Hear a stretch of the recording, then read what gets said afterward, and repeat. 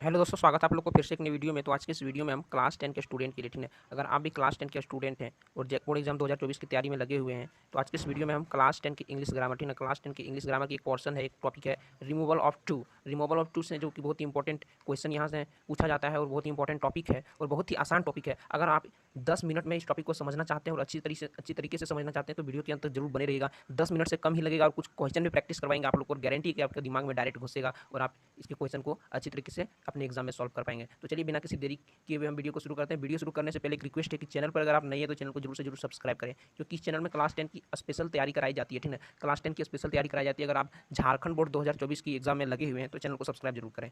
अगर आप किसी दूसरे क्लास के स्टूडेंट हैं तो कमेंट में जरूर बताएं कि किस टॉपिक पर आपको वीडियो चाहिए, कौन से सब्जेक्ट पर। तो देखिए इसका हेडिंग यहाँ लिखा है रिमूवल ऑफ टू, यानी कि टू को रिमूव करना है। रिमूवल यानी रिमूव मतलब हटाना, ठीक है, हटाना है, ठीक है। किसको हटाना है? टू को हटाना। टू को हटाना है, इसको हटाना है। तो किससे हटाना है? चलिए हम कुछ हिंदी शब्द का भी प्रयोग करेंगे जिससे आपको जो है ग्रामर अच्छी तरीके से समझ में आए। तो रिमूवल ऑफ टू किसे कहते हैं? तो वैसे वाक्य जिसमें ठू रहता है, जिसमें क्या रहता है? ठू रहता है। इस ठू को हटाना है परंतु इसका अर्थ नहीं बदलता है, उसे रिमूवल ऑफ टू कहते हैं। मतलब वैसे वाक्य, कोई वैसे सेंटेंस लेना है जिसमें रिमूवल ऑफ टू रहता है, सॉरी ठू रहता है, ठीक ना, और इसको हटाना है। इसको जब हटा देंगे लेकिन इसका जो सेंटेंस है वो बदले ना, इसका अर्थ नहीं बदलना चाहिए, इसे इसको हटाना है। तो चलिए बिना किसी देरी के शुरू करते हैं। तो रूल नंबर 1, कुछ रूल बताएंगे इंपॉर्टेंट रूल। रूल नंबर 1 में subject plus be verb plus too adjective plus to plus verb plus object रही। अगर किसी सेंटेंस में सबसे पहले सब्जेक्ट रही, उसके बाद बी वर्ब रही, ठीक ना, बी वर्ब सब्जेक्ट, उसके बाद बी वर्ब, फिर उसमें टू लगा रहे, फिर एडजेक्टिव रहे, फिर टू रहे और वर्ब और ऑब्जेक्ट रहे, तब क्या करना है? उसको अगर चेंज करना है, टू को हटाना है तो सब्जेक्ट को रहने देना है, बी वर्ब को रहने देना है। जहाँ टू है वहाँ सो के चेंज में कर देना है। जहाँ टू है वहाँ किस में बदल देना है? सो में बदल देना, सो। और एडजेक्टिव को एडजेक्टिव में रहने देना है। और टू जहाँ है वहाँ that plus subject plus can या कुड नॉट ये लगाना है और वर्ब प्लस ऑब्जेक्ट रहने देना है। तो चलिए अब बी वर्ब क्या है? सबसे पहला जो क्वेश्चन आप लोग के मन में आएगा कि सर बी वर्ब क्या है, बी वर्ब किसे कहते हैं, ये बी वर्ब क्या होता है? तो बी वर्ब किसे कहते हैं? Is, am, are, was, were, has, have, do, does, did, ये सब क्या है? बी वर्ब है। अब कुछ एग्जाम्पल के जरिए हम समझने का प्रयास करते हैं, ठीक है। तो पहला जो एग्जाम्पल वो है he is too weak to walk. देखिए वह बहुत ही कमज़ोर है चलने में, तो इसको हमको चेंज करना है, यानी कि रिमूव करना है। किसको? टू को रिमूव करना है। तो हम क्या बोले थे? सब्जेक्ट रहने देना है, तो यहाँ ही है, तो यहाँ ही है, ठीक है। इसको चेंज किया, एक मिनट, अलग अलग कलर से दिखाते हैं आप लोग, ठीक है। जैसे यहाँ देखिए ही दिया है, ठीक है, एक मिनट इसको छोटा करते हैं, यहाँ ही है।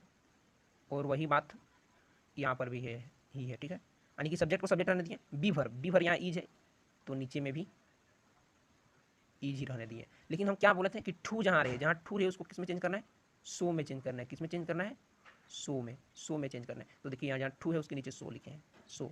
अब वीक ऑब्जेक्टिव को ऑब्जेक्टिव में रहने देना, वीक ऑब्जेक्टिव है, एडजेक्टिव है, ठीक है, इसको एडजेक्टिव में ही रहने देना, वीक का वीक ही होगा। और जहाँ टू है, देखिए यहाँ टू है, जहाँ टू है उसको क्या बोले थे कि that plus subject plus can या कुड नॉट में चेंज करना है। तो जहाँ टू है उसको सबसे पहले दैट में चेंज करना है, टू दैट। उसके बाद सब्जेक्ट क्या है? यहाँ ही है, यही वाला ही उठा के हम यहाँ लगे, ठीक है। चलिए इसको एक बार मिटा देते हैं, ये जो ही है सब्जेक्ट में, जो ही ये ही है वही ही यहाँ उठा के लेके हो गया। उसके बाद यहाँ देखिए सब्जेक्ट आपका किस में है? प्रेजेंट टेंस में। किस में है? प्रेजेंट टेंस में, ठीक है। ये जो टेंस, सॉरी ये सेंटेंस जो है प्रेजेंट टेंस में, इसीलिए कैन नॉट लगेगा। क्या लगेगा? Can not. अगर पास्ट टेंस रहता तो कुड नॉट लगता। उसके बाद भर्ब क्या है उसका? वॉक मतलब चलना, ठीक है। तो इस हिसाब से इसको हम चेंज करते हैं। अगर ऑब्जेक्ट रहता तो ऑब्जेक्ट लिखते हैं, ठीक है। अगला है Sita is too slow to win the race. तो सबसे पहले क्या करना है? सीता को लिखना है, ईज को लिखना है, लेकिन जहाँ टू है वहाँ क्या लिखना है? सो लिखना है, ठीक है। स्लो को भी रहने देना है। अब यहाँ टू है, इस टू को चेंज करना है दैट में। उसके बाद सब्जेक्ट में, सब्जेक्ट क्या है? सीता, तो सीता को क्या लिखेंगे? सी। उसके बाद कैन नॉट, यानी कि प्रेजेंट में है तो can not. Win the race, ये ऑब्जेक्ट और वर्ब लिख देना है, विन द रेस। तो छोटा सा चेंज करना है। और इसमें आपका जो है सब्जेक्टिव में भी अगर पूछा जाएगा या ऑब्जेक्टिव में तो एक दो नंबर से ज़्यादा 3-4 नंबर का पूछता है, 3-4 नंबर आप अपने पैकेट में भर लेंगे। अगला 3 नंबर का है the boys were too tight to get back. Boys, यहाँ ध्यान देना है। सबसे पहले सब्जेक्ट को सब्जेक्ट में रहने देना है, द बॉयज़। वेयर, अब जहाँ टू है उसको सो में चेंज करना है। देखिए सो में चेंज किए हैं। टायर्ड को टायर ही रहने, जहाँ टू है वहाँ, जहाँ टू है इसको ठू बोलते हैं, इसको ठू बोलते हैं, इसको टू बोलते हैं, ये ध्यान रखिएगा आप लोग, ठीक ना। और जहाँ टू है उसको दैट प्लस सब्जेक्ट यहाँ क्या है? देखिए द बॉयज़, तो द बॉयज़ के बदले क्या लिखेंगे? दे लिखेंगे। क्या लिखेंगे? दे, मतलब वे सब लड़के, दे। अब देखिए यहाँ कैन नॉट नहीं लगेगा, यहाँ क्या लगेगा? Could not. क्यों लगेगा कुड नॉट? क्यों लगा? क्योंकि यहाँ देखिए वेयर में है, ये किस में है? पास्ट टेंस में है, पास्ट टेंस में है, इसलिए यहाँ कुड नॉट। उसके बाद गेट बैक, सिर्फ टू को चेंज करना है। टू के बदले यहाँ सबसे पहले सब्जेक्ट देना है, दैट देना है, सब्जेक्ट देना है, कैन नॉट या कुड नॉट देना है, उसके बाद ये वाला उतार देना है, गेट नॉट, गेट बैक, ठीक है, गेट बैक। तो मुझे आशा है कि आप लोग को समझ में आ गया होगा। तो चलिए एक बार रूल को एक बार और समझा देते हैं। रूल नंबर 1 में कहता है अगर सब्जेक्ट रहता है, अगर आपका किसी सेंटेंस में सब्जेक्ट रहेगा, बी वर्ब रहेगा, टू रहेगा, ऑब्जेक्टिव रहेगा, फिर टू रहेगा और वर्ब प्लस ऑब्जेक्ट रहेगा, तो सबसे पहले सब्जेक्ट को सब्जेक्ट में ही रहने देना है चेंज करने के लिए, टू को रिमूव करना है तो, और बी वर्ब को बी वर्ब में रहने देना है। टू जहाँ है वहाँ सो, उसके बदले सो लिखना है, यहाँ सो लिखा है। ऑब्जेक्टिव को ऑब्जेक्टिव में रहने देना है, जहाँ टू है उसको that plus subject plus can या could not plus verb plus object में चेंज करना है। तो ये था आपका पहला रूल। अब चलते हैं दूसरे रूल की ओर। रूल नंबर टू है कि अगर आपके पास कुछ इस प्रकार का सेंटेंस आए, जिसे सेंटेंस है the tree is too high to climb. देखिए, the tree is too high to climb, अगर इस तरह का सेंटेंस आए तो क्या करना है, रूल नंबर 1 का ही प्रयोग करना है। जैसे यहाँ दिया the tree was too high to climb. अब देखिए, रूल नंबर 1 का प्रयोग करना है, लेकिन लास्ट में छोटा सा एक बदलाव करना है। क्या करना है, छोटा सा बदलाव करना है। जैसे यहाँ द ट्री है, द ट्री ही रहने देंगे, ठीक है, यानी कि सब्जेक्ट है तो सब्जेक्ट ही रहने देंगे, बी वर्ब है तो बी वर्ब रहने देंगे।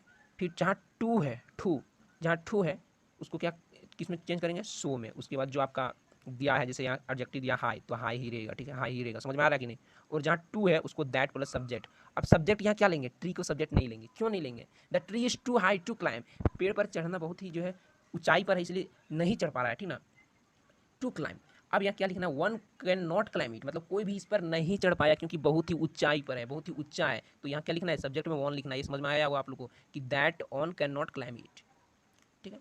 तो ये है दूसरा रूल। इसमें लास्ट में सब्जेक्ट में कुछ यहाँ बदलाव करना है, सब्जेक्ट की जगह वन या और कुछ लगेगा, जो आपका सब्जेक्ट है उसके अनुसार लगेगा, और कैन नॉट क्लाइम लास्ट में इट जोड़ना है। इट किसके लिए जोड़ना है, ट्री के लिए, ठीक है।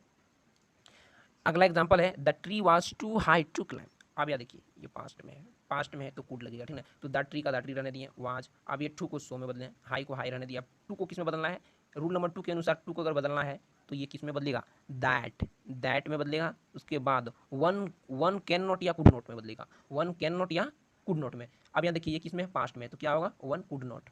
अब क्लाइम ईट किसके लिए लिखे, ट्री के लिए। किस पर चढ़ना है, ट्री पर, तो ये वन कुड नॉट क्लाइम। अगला एग्जांपल है the sun is too hot to go out, बहुत ही गर्म है सन। अब इसको कैसे चेंज करना है, सबसे पहले आपको हम बताएं, जो सब्जेक्ट है सब्जेक्ट को रहने देना। जैसे यहाँ द सन है, द सन रहने दिए, ठीक है। ईज है यानी बी वर्ब, तो ईज यहाँ रहने दिए। अब ये टू जो है इसको सो में चेंज करना है, लेकिन अब हॉट जो है वो हॉट में ही रहेगा, ऑब्जेक्टिव में रहेगा। लेकिन आपको बोले थे टू चेंज किस में करना है, वन कैन नॉट या कुड नॉट में, वन कैन नॉट या कुड नॉट में, वन कैन नॉट में या फिर कुड नॉट में, ठीक है ना, कुड नॉट में चेंज करना है।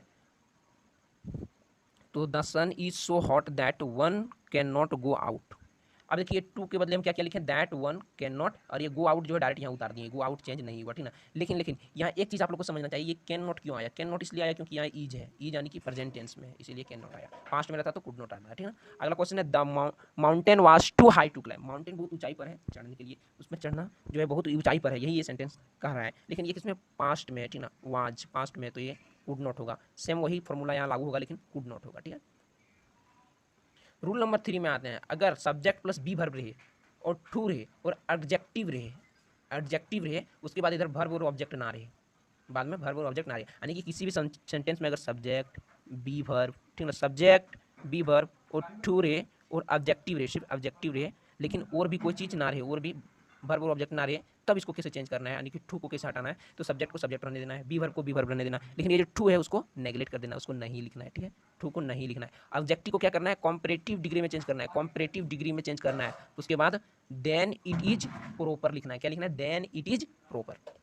तो चलिए, सबसे पहले यहाँ देखिए, ऑब्जेक्टिव कौन है यहाँ, हॉट। हॉट का कॉम्परेटिव डिग्री क्या होगा, जो कि आप लोग क्लास 8 में पढ़े होंगे, हॉट का होगा हॉटर। क्या होगा, हॉटर, हॉट का हॉटर, ये आप लोग याद रखिएगा। तो सबसे पहले सब्जेक्ट क्या है, दा टी, तो यहाँ दा टी लिखें। ईज है, ईज लिखें। यहाँ देखिए ये टू है, ये टू को क्या करना है, नेगलेक्ट कर देना है। रूल नंबर 3 है, ठीक ना। देखिए रूल नंबर 3 यहाँ देखिए नेगलेक्ट करने बोल रहा है, ठीक है, खत्म कुट्टा। तो ये जो टू है वो नेगलेक्ट हो गया। उसके बाद जो एडजेक्टिव है वो कंपैरेटिव डिग्री में बटेगा, ठीक है। तो हॉट का क्या हो गया, हॉटर।